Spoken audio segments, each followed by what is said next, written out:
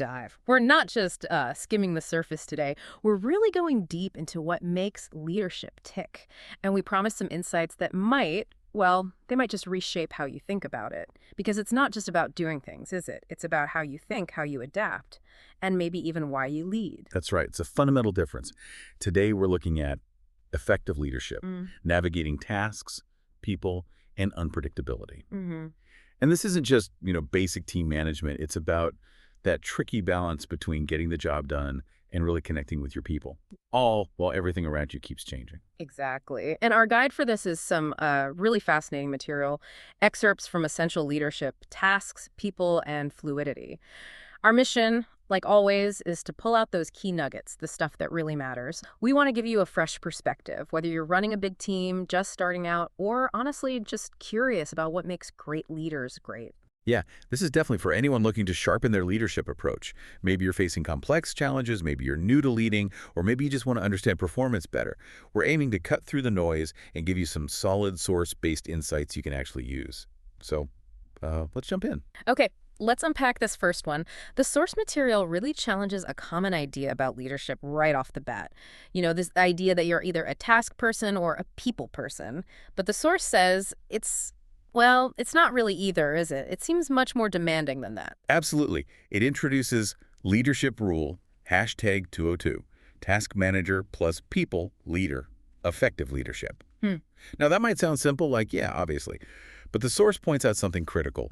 Most leaders naturally lean one way, and that creates blind spots, an imbalance. The real challenge is to strengthen the side that doesn't come naturally, because you need both. They're linked. Right. And the source really drives that home by describing what happens when things are out of balance. It talks about leaders who are maybe too social with staff but didn't execute tasks or challenge everyone. We've probably all seen that, right? Nice place to work, maybe, but things don't get done. Goals are missed. And then there's the other side. Quote, too task-oriented, that they unintentionally reject the social, mental, and professional needs of their staff. And that's where you get burnout, people checking out, leaving, even if the targets are being hit short term. It's such a common trap, isn't it? And the source is really emphatic here. We need to be strong in both. Equally, that's a direct quote. It's not just a nice to have. It's presented as essential. You can't really excel at tasks if your people are falling apart, and you can't truly lead people effectively if the work isn't getting done right.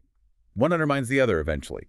You might get short-term results by pushing tasks hard, but if the team's alienated, that hurts everything down the line. Okay, so if we accept this needing equal strength in both hours, how do we actually build that up, especially if we know we lean one way? The source gives us something concrete here. It mentions 3 specific IQs leaders need: high social IQ, emotional IQ, and work efficiency IQ. These aren't just buzzwords, are they? They mean specific things. No, not buzzwords at all. The source explains them. High social IQ, for instance, isn't just being outgoing. It's about really reading the room, understanding team dynamics, maybe spotting potential conflicts before they blow up. It's navigating those subtle social currents.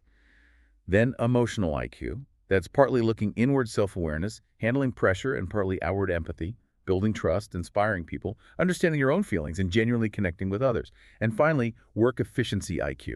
That's the strategic planning, the smart resource allocation, making sure effort actually leads to results, the execution piece. That's a really helpful breakdown, but what's the engine behind developing these? How do we get better at them? The source links it back to something deeper inside us. Yeah, this is where it gets really interesting. The key to unlocking these IQs, according to the source, lies in our identity. Or rather, our understanding of our identity. It's not just about learning surface-level skills. It's about digging into the why. Why do we react the way we do? Why do we prefer certain approaches? The source says, seeking to answer the question of why we do what we do will create the opportunity for us to measure the effectiveness of how we do it.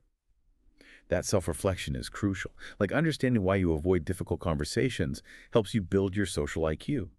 Or understanding why you get stressed by small details can help you work on your emotional regulation. It's that deep dive into your own motivations that allows you to consciously shape your leadership. That's powerful. The idea that understanding our own why unlocks these practical skills. Okay, so building on that internal focus, let's talk about structure. We often pit structure against flexibility like they're opposites. Pick one. But the source suggests something much more nuanced, almost paradoxical, actually. Right. This leads us to leadership rule #65. And it sounds like a riddle. Nothing is ever concrete, but everything is in stone. Mm. You read that and think, huh, what does that even mean? But it captures something vital about adaptable leadership. It really does sound like a riddle, and when you hear fluidity, you might think, no rules, no plan, just go with the flow. But the source is quick to say fluidity doesn't mean lacking structure. Mm. So if it's not a lack of structure, what is it then? How does that work in practice for a leader? That's the key distinction. Fluidity here means the practice of not being bound by its structure. Mm. So you have structure. You have clear goals, core principles, maybe non-negotiables. Those are the things in stone, your mission, your values. But the nothing is ever concrete part, that refers to the methods, the specific paths, the timelines maybe. You're not rigidly locked into one way of getting to that stone objective. You can adapt the how. Ah, okay. So structure is the destination or the foundation, but the route can change. The source also says something interesting. Being structured is a state of mind. The practice of it is the outward expression, so it starts internally. Exactly. It suggests that real, effective structure isn't just about rules on paper. It's an internal discipline. It's about maintaining a structured, orderly mindset. That's the bedrock. That internal clarity allows you to navigate change, make decisions, guide the team, even when things are chaotic outside. It's not about being rigid. It's about having that focused mental framework that enables you to be flexible in your actions.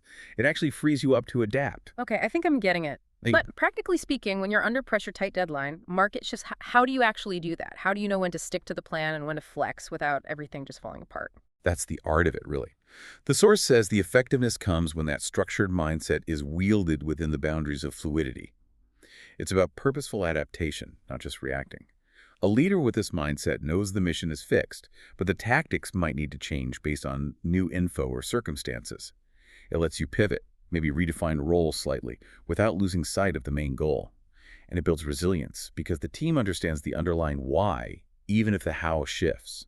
Think of it like customer satisfaction is in stone, but the specific process for handling feedback might be fluid and change over time. That distinction is vital.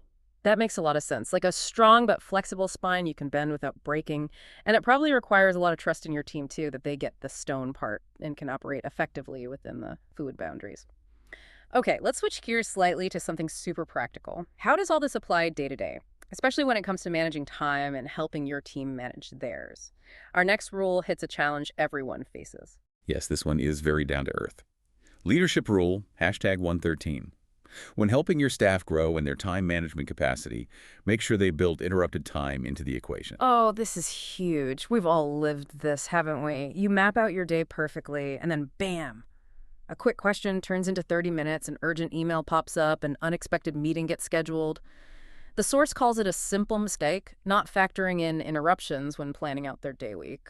But how much time? How do you even estimate that? Is there a rule of thumb? Well, the source doesn't give a single number because, it depends so much on the job, the environment. But it does list typical interruptions, ad hoc meetings, needs, and anything that's not on your calendar that could wedge itself in your day. No. The key insight isn't what they are, but that they are normal. They're not exceptions. They're part of the workflow in most places. The real problem is planning as if they won't happen. That unrealistic expectation creates stress, that feeling of always being behind. Right, so stop fighting the interruptions and start planning for them. And the source says it's essential to have some embedded time allotment for these things. How does that look practically? Just block out random time? Or is it more strategic? It should be strategic. Think of it as a buffer. The source suggests embedding it into your planning. Maybe it's a specific 30-minute block each morning and afternoon. Or maybe it's a bigger chunk, like a couple hours blocked off once a week, depending on how interruptions usually hit that role. Kind of have to analyze the pattern. Are they clumped together, spread out? The big benefit, the source says, is helping everyone obtain a true threshold of one's time capacity. Which makes you ask, if we don't factor in these disruptions, are our capacity estimates ever really accurate? That's such a good point. It shifts planning from wishful thinking to reality. And I imagine the relief, psychologically, must be significant, not feeling like you're constantly failing your own schedule. Exactly. It's not about lowering standards or being less efficient. It's about being realistic. And that realism actually makes you more effective in the long run. Building in that buffer reduces stress, makes plans more reliable, and helps the team handle those inevitable curveballs without feeling completely derailed. Plus, it sends a message that you understand their reality and trust them to manage that buffer effectively, whether it's for an urgent task or even just some needed thinking time. Wow. Okay. What a great deep dive today. We've covered some really crucial ground. So, for everyone listening, we unpacked that vital need for balance, being both a task manager and a people leader. Not just good at one, but strong in both, equally. Then we explored that fascinating idea of a structured mindset within fluidity, how adaptability comes from inner discipline, not a lack of structure. And finally, that very practical wisdom about time management actually building in time for interruptions, a small change with potentially huge impact. Absolutely. And these aren't just, abstract ideas. They're real keys to becoming a more self-aware, more resilient, and ultimately more effective leader. Really understanding these points from the source material can shift how you see challenges. They become opportunities for growth for you and your team. It really boils down to being intentional, knowing yourself, and maybe questioning some standard assumptions about leadership, doesn't it? Definitely some things to reflect on in your own leadership this week. And maybe one final thought to leave you with. Thinking about that interrupted time, how could proactively building that buffer into your team's planning do more than just improve efficiency? How might it actually boost their resilience, maybe even their creativity, in this constantly shifting work world we're all in?